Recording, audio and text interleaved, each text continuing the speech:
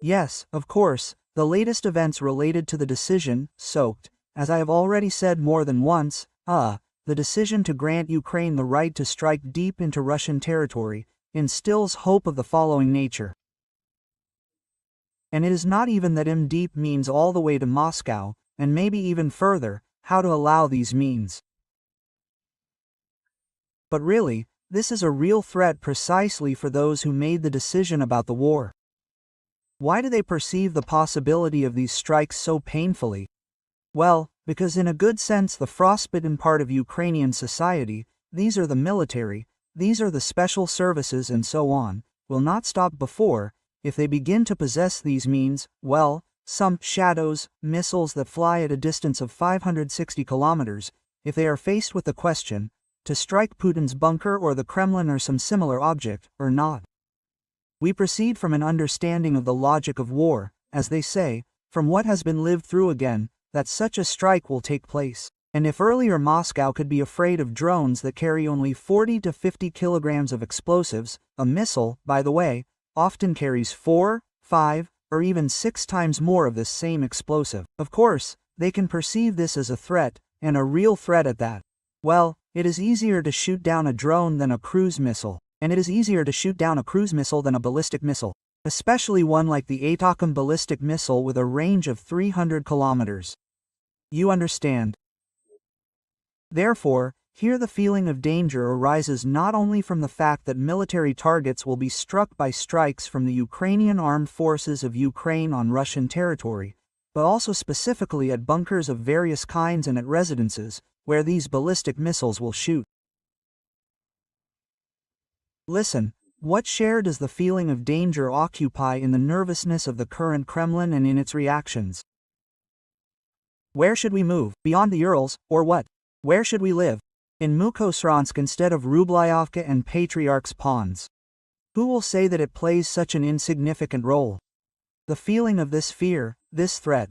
And, in my opinion, it plays a very strong role. And, in my opinion, it adds sensations, adds horror.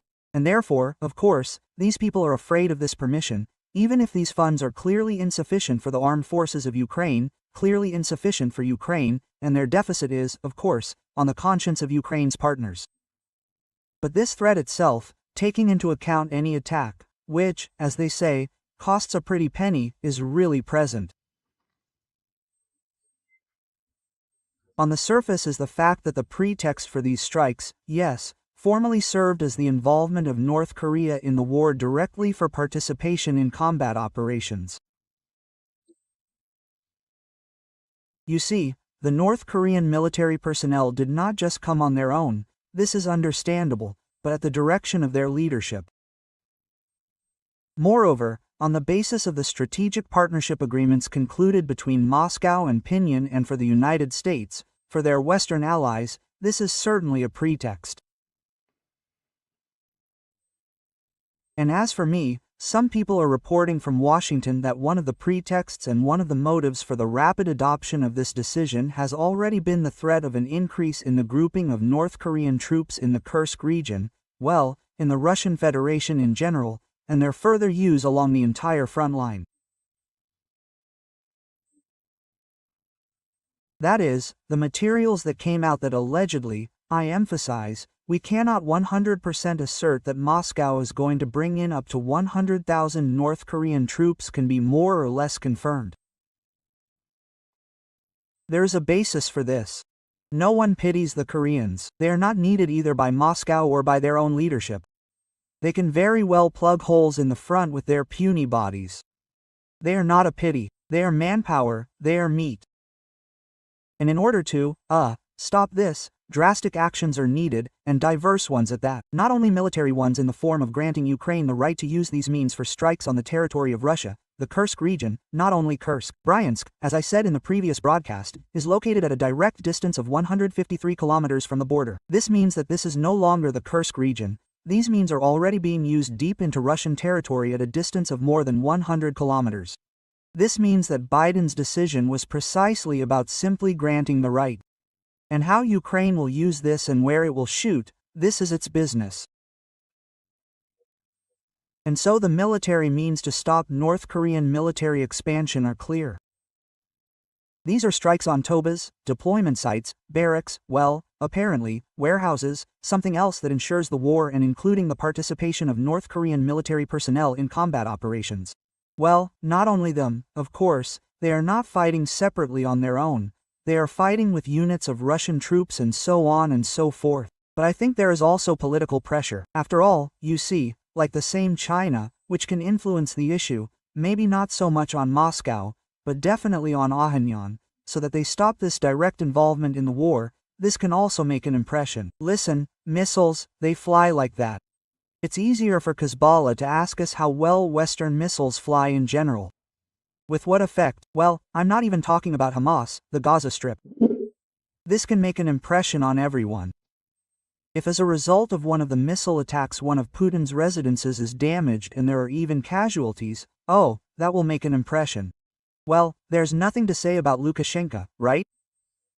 That is, the topic of a possible introduction of troops from the north of Belarus can be closed after such strikes.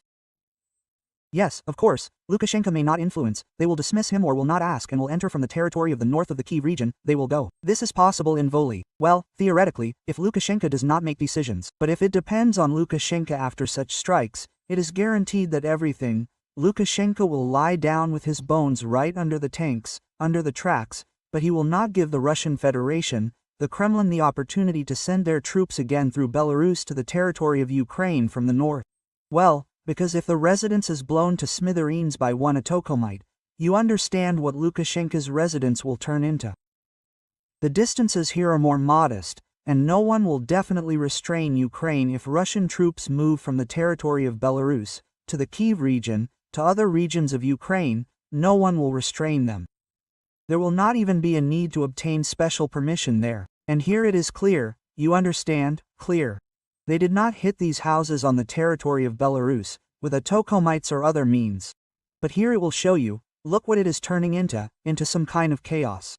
Here are exactly the same objects on the territory of the Russian Federation.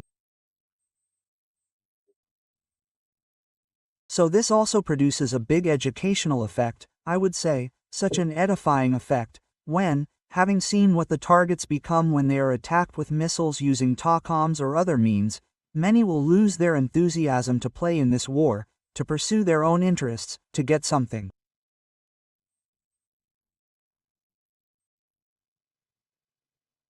So educational goals are also important.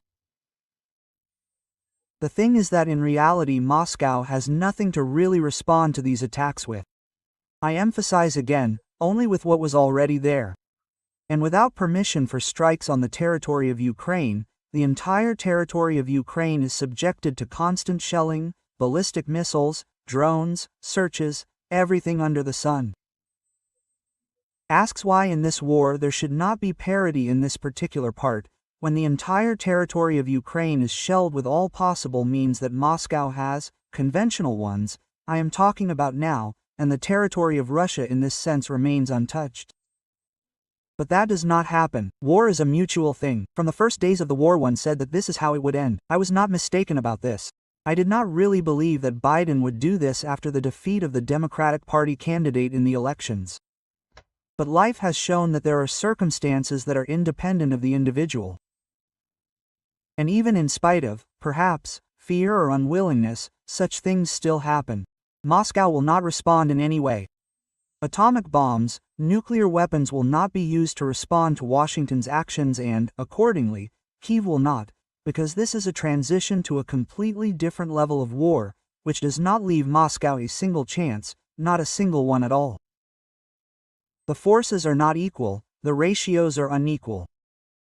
If we imagine that Moscow wants to strike with nuclear weapons, even at some European country, well, it is logical that at Poland, for example, if we are taking this case now, and since there are logistics bases, warehouses in Poland, they are supplied from there, they come from Germany, accordingly, then from Poland they go to the territory of Ukraine, these different missiles go. Well, the response will be possible using means, both conventional and possibly unconventional on the part of NATO. As for America, I have already spoken about this many times. Not a single strategic missile will reach America. Perhaps, at best, one out of dozens, maybe even hundreds. Maybe one. The Americans do not admit that their missile defense systems, their shield, are so advanced that modern Moscow means will not penetrate them. And the IDs in that systems, well, they are called TAT, and separate secret satellite systems will not allow these missiles to reach their target on the territory of the United States. Yes, perhaps something will not work, yes, somewhere the system will click, maybe one missile will fly. But nothing more. The United States as a result of a missile attack, if such a thing were to happen, once again, this is impossible. They will not be destroyed. But what will happen to Moscow? What will happen to the Russian Federation, to 20 to 30, maybe 40 cities, the largest cities in Russia? They will simply be destroyed. They will simply be gone. And, of course, first of all, Putin will be gone, because, as you understand, not a single residence, not a single bunker of his depth will survive as a result of such an attack. It simply will not survive.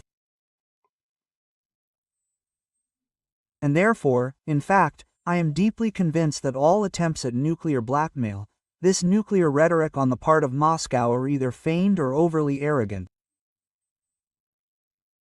Although I am convinced that there are specialists and people in the Kremlin leadership who are forced to state that no, nuclear weapons cannot be used against Western countries and, first of all, against the United States, because they have no chance of achieving success. As for Ukraine, can Moscow still allow a possible strike with a tactical nuclear weapon even from the territory of Belarus against Ukraine? Why from the territory of Belarus? Well, so as not to take responsibility. Again, not with Lukashenko's submission, not with his permission. They won't ask him, so that later they'll say, it wasn't us, oh, it was Lukashenko, he says, who's a fool. Yes, it wasn't me, it was you. Well, that's how it should be.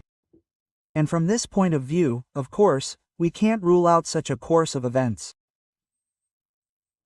It would be too hopeful to think that Moscow might not dare to launch any kind of strike. But then again, well, they'll strike with tactical nuclear weapons. Indeed, some of the settlements or the front lines, the deployment of Ukrainian troops will be destroyed. That could happen. Let's look at this situation. We shouldn't be afraid to discuss it. What in response? And in response, what was said, what has already been said more than once with reference to Biden in 2022. Sikorski, the Minister of National Affairs of Poland, spoke about this several times, voicing, although I had spoken about this in the press before, that they had been warned. In 2020, when the issue of the possibility of using nuclear weapons against Ukraine, a non-nuclear country, was being considered, the answer will be, yes, conventional weapons along the entire 1-kilometer front line, primarily on the territory of Ukraine, where Russian troops will be destroyed. I believe in this, by the way. I believe in it as much as I do. And what about Ukraine, if anything, but you know my position. I believed and believe that Ukraine should acquire nuclear weapons. Although this is denied publicly, although this is not discussed publicly, although the Western allies are confident in Kyiv's guarantee that this will not be done, I am still deeply convinced that parity must be created in the nuclear sphere between Ukraine and Moscow. This parity was created at the level of land weapons, conventional weapons, where, I don't know, tanks, heavy equipment, artillery were used. Missile technology, the right to strike across the entire territory of the warring parties. Well, Moscow is doing this in relation to Ukraine, which means it is doing the same in relation to it. But parity must also be achieved in relation to nuclear weapons. This is the path to ending the war. This is not the path to escalating the war, this is ending the war. Will the Ukrainian leadership go for it? I don't know. Is this a decision of the Ukrainian leadership? Maybe yes, maybe no. Maybe it's already doing it. It can't be ruled out. From time to time, various kinds of materials and information on this matter emerge. It rather gives reason to think that the Ukrainian leadership is thinking about it. Why? Well, because it is impossible to predict the course of events. First of all, the political course of events, Trump's rise to power 2 months after his inauguration, the formation of his administration, the presence in this administration of people who, frankly, you will say, have Ukrainophobic views. Now we are not talking about Trump. Trump himself is very reserved on this issue, but we see other people. Well, for example, the future administration together with Elon Musk, whom, well, we consider to be a negatively neutral commentator. And then there appears a frame with you, an outspoken Ukrainophobe who believes that Russia should be given all the conquered territories, Crimea and so on. Look, we commented on him strongly during the pre-election campaign. He was going to be presidential candidate from the Republican Party. Maybe someone didn't follow? Consider that he is going to be one of the officials in the Trump administration. Will he or won't he be approved? I don't know. But he announced it. Rama is with you. Of Indian origin, a billionaire, an investor who, so to speak, became famous for his Ukrainophobic statements during the election campaign. Therefore, Ukraine, realizing that the situation may change, should really create insurance for itself in case the situation takes an unpredictably bad turn. Even these decisions, they are still, lifting the ban on the use of strikes against Russian territory by means of Western allies.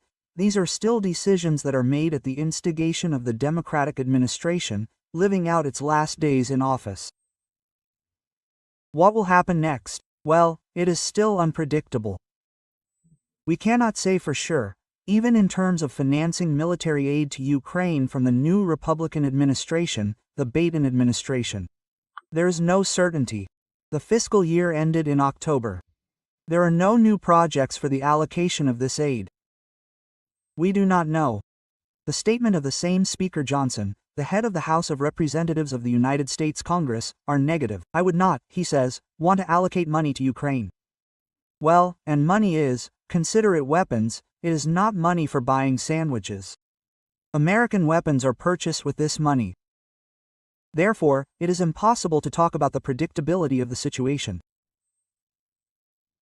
And for these reasons, yes, Ukraine, which does not refuse to protect its sovereignty, Ukraine, which is going to fight to the end, can resort to methods that seem too dangerous, risky, including the creation of its own nuclear program. Unfortunately, Moscow, time after time, resorting to this nuclear rhetoric, itself creates the preconditions for countries to defend themselves in this way. And no other. And there is no other way to protect sovereignty. It turns out that way. This is the objective reality. And let's predict what other steps the outgoing Biden could take in order to, well, create some kind of additional cushion for Ukraine for at least the next few months, well, or for 6 months, which would help at least politically. I'm not only talking about the military component. Ukraine to keep the situation under its control. Yes, I believe that in accordance with the victory plan proposed by Zelensky, and one of its points was the lifting of restrictions on the use of Western weapons, Western means for strikes deep into Russian territory. One of the points was the solution to the issue of integrating Ukraine into NATO to create conditions for ensuring security guarantees for Ukraine. I believe this can be done. We can start giving a start to this stage, by voicing an invitation to Ukraine to NATO. Yes, this is a process, yes, there are a lot of problems, since there are NATO members who openly oppose Ukraine's membership in NATO. And perhaps their number is significant. That is, it is not only Hungary and Poland, it could be Turkey, it could be Germany, it's hard to say. But this process can be launched. There is a start button for this.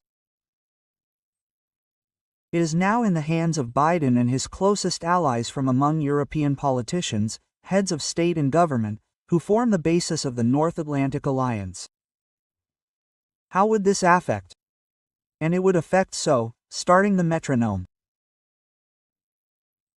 Well, let's say if such an invitation was voiced and an accelerated process was started, bypassing the membership roadmap, that is, compliance there, as it was similarly with Finland and Sweden, it would take 6 months.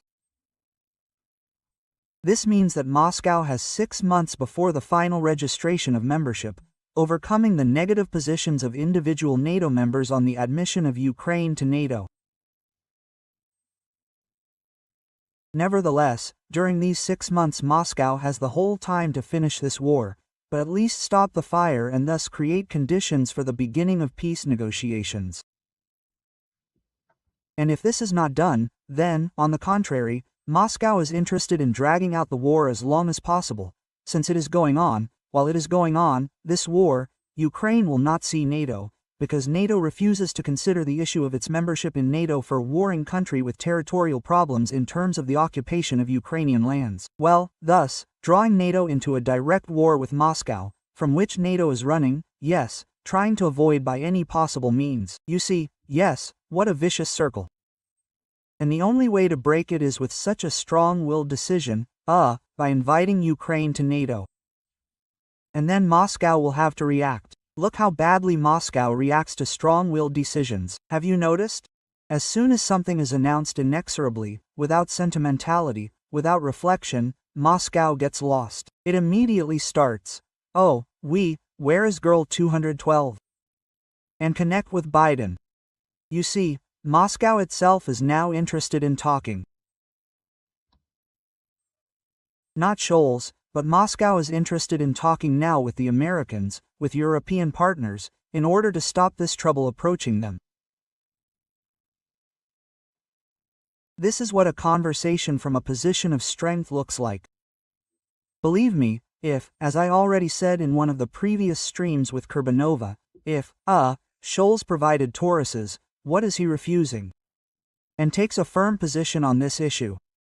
The conversation with Putin would be different. So he gives Taurus and calls him, and they would definitely pick up the phone and definitely say, "Well, Olaf, what the hell are you doing? Well, what are you doing? Well, not the same. Let's come to an agreement." That's how it would sound. Taus can fly right into the residence, since there is no ass, and the balls are hanging on batteries there. This shines instead of light bulbs. Immediately a different conversation, you understand? Immediately a completely different atmosphere. And they don't wipe your feet with slippers, but start to be serious with you. Well, why would they do that? Well, that's not how we do it. That's not what we do. Only impunity gives rise to such behavior, which Putin and his entourage parasitize on. Only impunity. Nothing else. I often refer to extrapolation. I do it to the psychology of relationships. It's the same there. There are also balances of significance. Everything is the same. A certain collective personality repeats the psychology of relationships between individuals. Well, a collective subject, let's put it this way. Everything is the same. Nothing else. The one who is strong controls the relationship. The one who is weak is an objectified object, in relation to which, in general, manipulations are used and achieved goals. That's it. There's nothing else. The conclusion here is this: there's always a chance to end the war. As I've always said, the West is stronger than Moscow. The West can end the war. Only a little is needed for that. The necessary determination to act relentlessly.